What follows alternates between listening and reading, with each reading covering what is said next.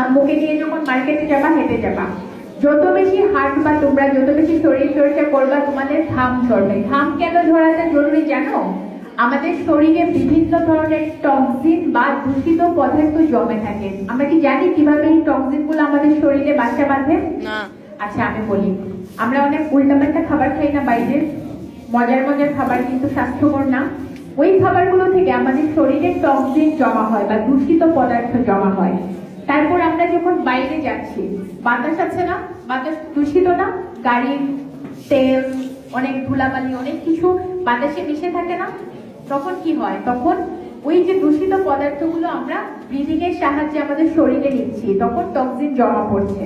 আচ্ছা, আমরা মেয়েরা অনেকে মেকআপ প্রসাধনী ইউজ করি না, মেকআপ কারা ইউজ করো দেখি কেউ? ওকে, তো মেকআপ যারা তোমরা ইউজ করো, ওইখান থেকেও কিন্তু অনেক ধরনের দূষিত পদার্থ আমাদের শরীরে বাসা বাঁধে। আবার ছেলেরা অনেকে তোমরা লোশন ইউজ করো না, লোশন, পারফিউম, ডিওডোরেন্ট, অনেক কিছু ইউজ করো না তোমরা, শেভিং জিনিসপত্র, ওইগুলা থেকেও কিন্তু তোমার শরীরে বিভিন্ন ধরনের